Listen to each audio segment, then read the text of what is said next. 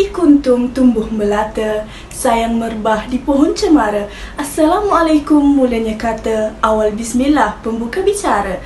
Saya Ni Nur Alisha Amilin binti Khairuzman dan hari ini saya akan mengupas dengan lebih lanjut berkenaan topik isu-isu konflik semasa persempadanan dan tuntutan bertindih di Malaysia.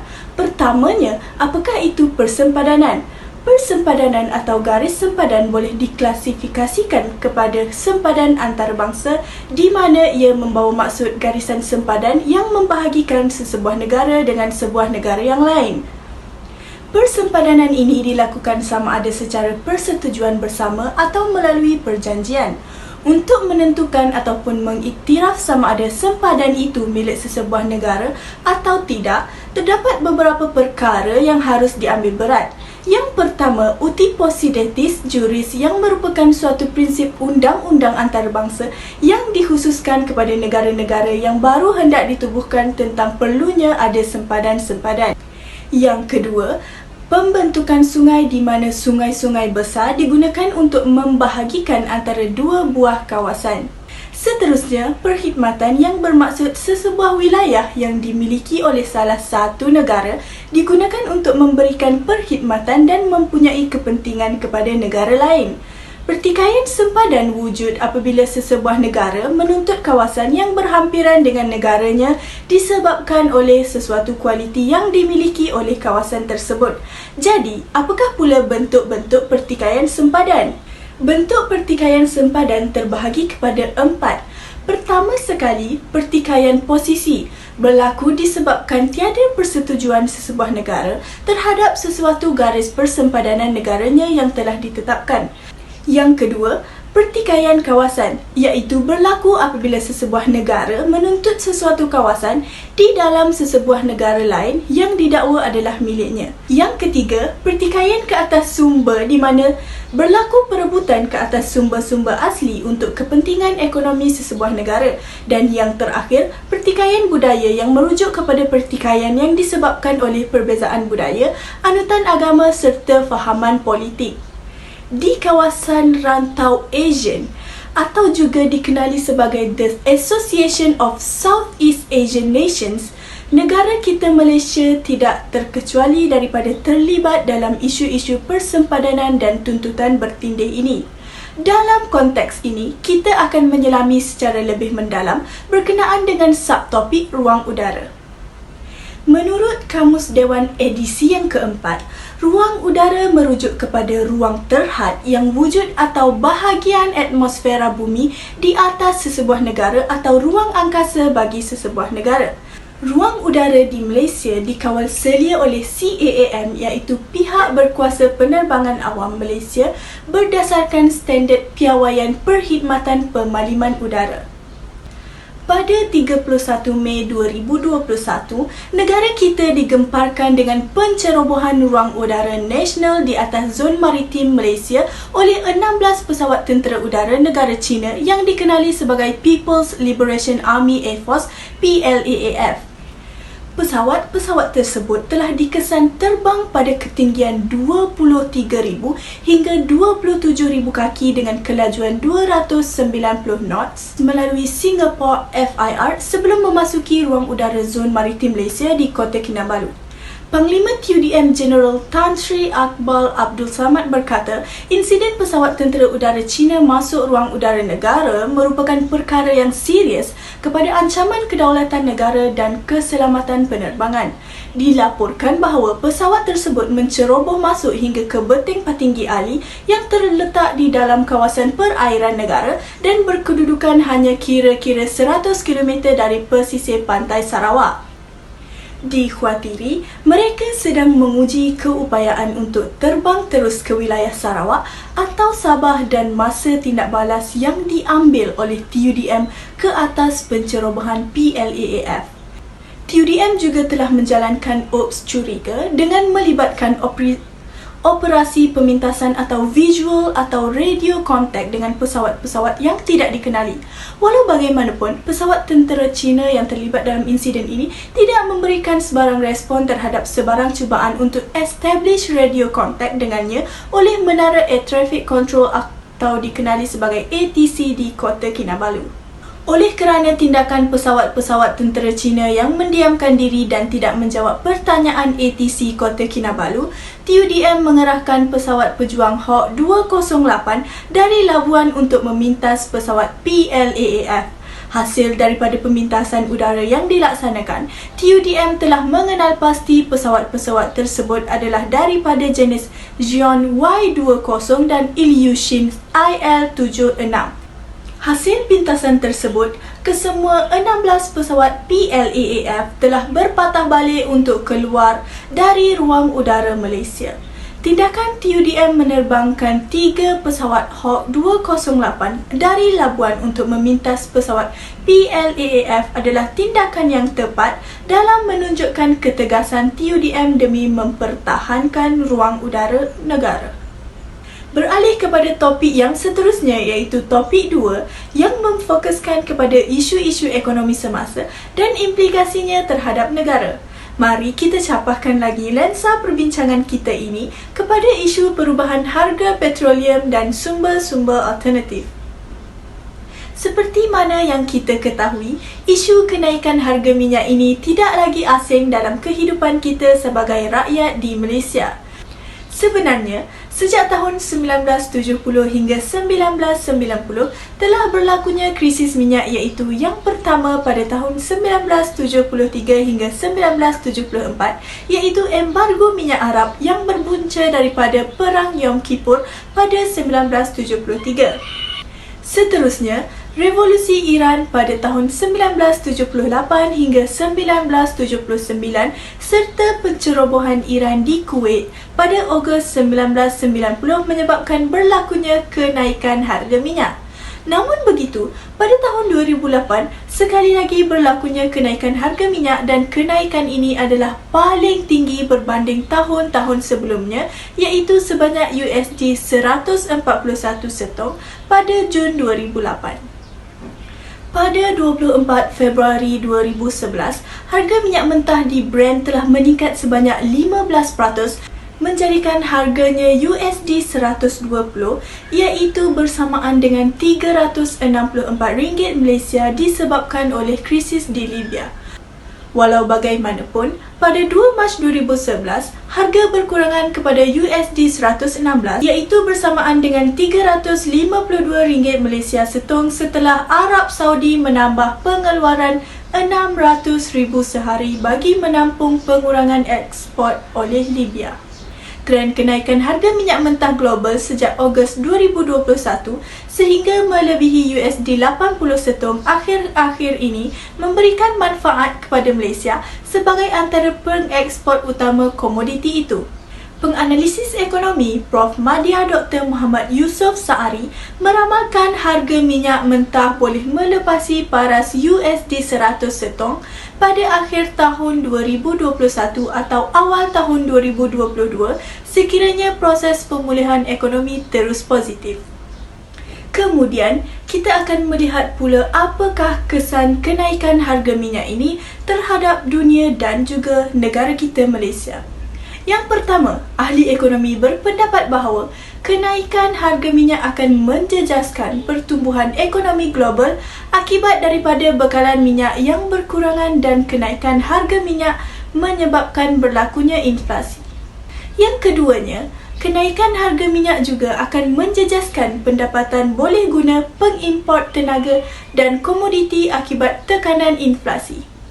Seterusnya, kenaikan harga minyak juga boleh menyebabkan pengurangan pendapatan syarikat, menjejaskan keyakinan pelabur dan seterusnya menyebabkan pembetulan dalam pasaran equity yang membawa kesan negatif kepada perbelanjaan penggunaan dan perbelanjaan modal. Jika harga minyak terus meningkat, pertumbuhan ekonomi negara maju menjadi perlahan menyebabkan berlakunya kemelesetan ekonomi. Sekalipun jika harga minyak kekal pada paras kini dalam tempoh masa yang panjang, pertumbuhan ekonomi dunia akan tetap bergerak perlahan dan inflasi juga turut meningkat.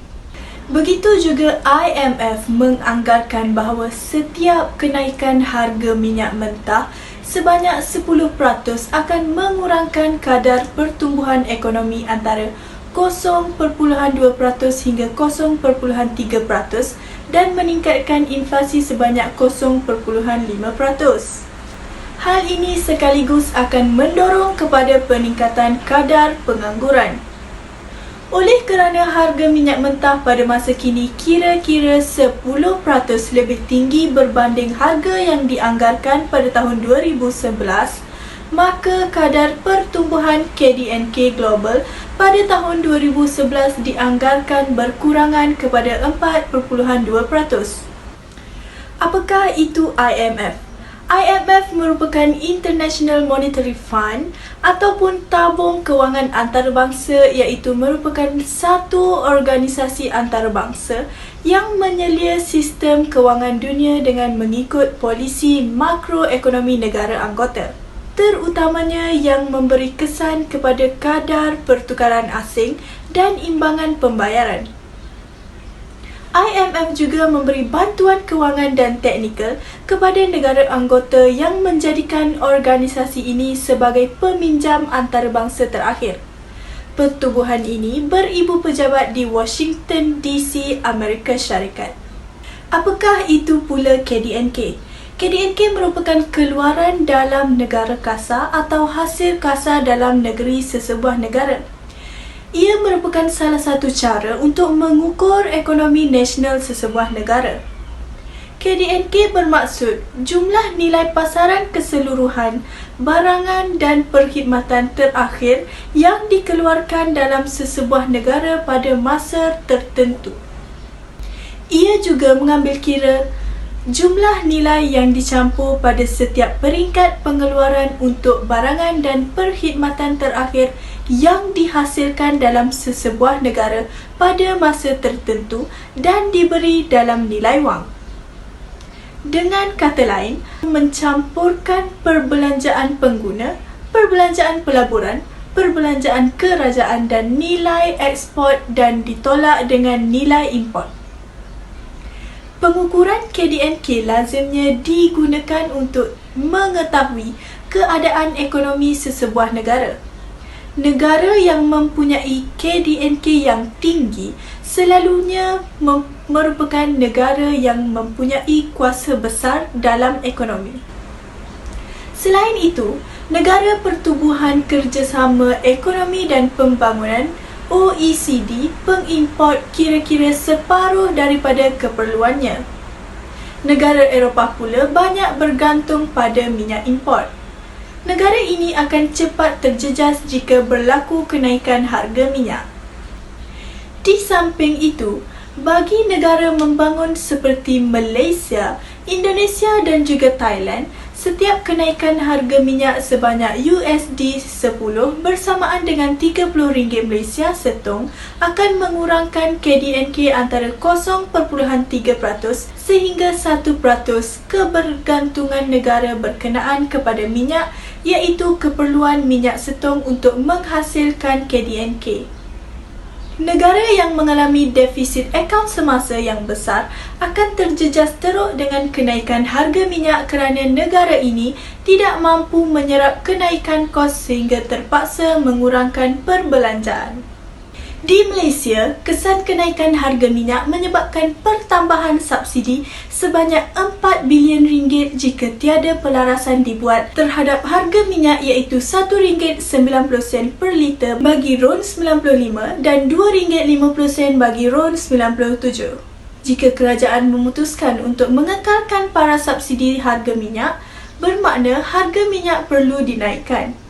Walau bagaimanapun, kenaikan harga minyak menyebabkan peningkatan harga barangan dan perkhidmatan yang merupakan keperluan asas penduduk.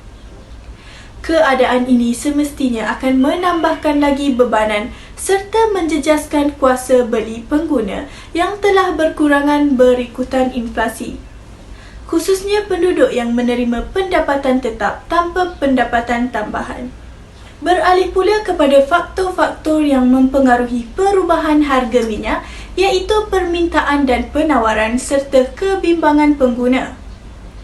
Penggunaan minyak telah meningkat terutamanya di Amerika Syarikat serta pertumbuhan pasaran baharu seperti China dan India juga telah menyokong peningkatan permintaan tersebut. Peningkatan jumlah import minyak mentah China dan India pula dilaporkan berlaku secara mendadak dan telah mendorong peningkatan harga minyak mentah di pasaran dunia yang sedang berada dalam keadaan yang membimbangkan, ekoran bekalan yang didakwa meruncing. Jadi, apakah kesan kenaikan harga minyak terhadap pengguna?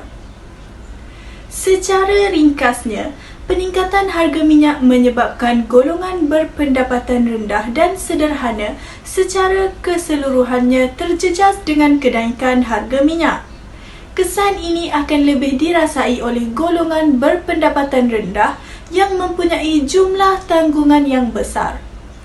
Oleh itu, terdapat pelbagai kaedah yang digunapakai oleh pengguna dalam usaha untuk mengurangkan perbelanjaan akibat kenaikan harga minyak, seperti membawa bekal makanan ke tempat kerja, berkongsi kereta, menggunakan pengangkutan awam atau bermotosikal untuk ke mana-mana destinasi. Berikut merupakan penetapan harga runcit produk petroleum secara mingguan di mana menggunakan formula Automatic Pricing Mechanism. Harga runcit produk petroleum yang ditunjukkan adalah bagi tempoh 4 November 2021 sehingga 10 November 2021. Yang pertama, harga runcit petrol RON 97 naik sebanyak 9 sen seliter, iaitu daripada RM2.97 seliter kepada RM3.06 seliter. Seterusnya, harga runcit petrol RON 95 kekal pada paras RM2.05 seliter dan yang terakhir harga runcit diesel kekal pada paras RM2.15 seliter.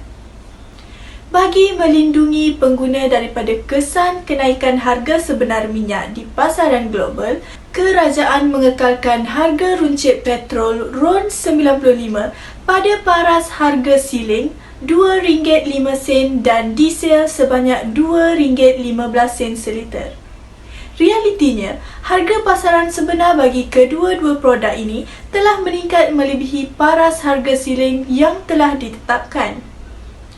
Kerajaan juga akan terus memantau kesan perubahan harga minyak mentah dunia serta mengambil langkah yang bersesuaian bagi memastikan kebajikan dan kesejahteraan rakyat terus terpelihara. Petronas yang dimiliki oleh kerajaan menguasai 30% daripada pasaran penjualan petrol tempatan dan selebihnya dikuasai oleh syarikat minyak lain yang beribu pejabat di negara asing. Hal ini membolehkan harga minyak di negara kita masih lagi rendah jika dibandingkan dengan negara Asian yang lain. Kesannya, terdapat warga negara Thailand yang membeli minyak di Malaysia kerana harganya yang rendah. Pada masa yang sama, rakyat Malaysia disarankan untuk terus berusaha bagi meningkatkan pendapatan. Selain itu, budaya jimat cermat harus dijadikan amalan yang berterusan supaya kesan daripada kenaikan harga barangan dapat dikurangkan.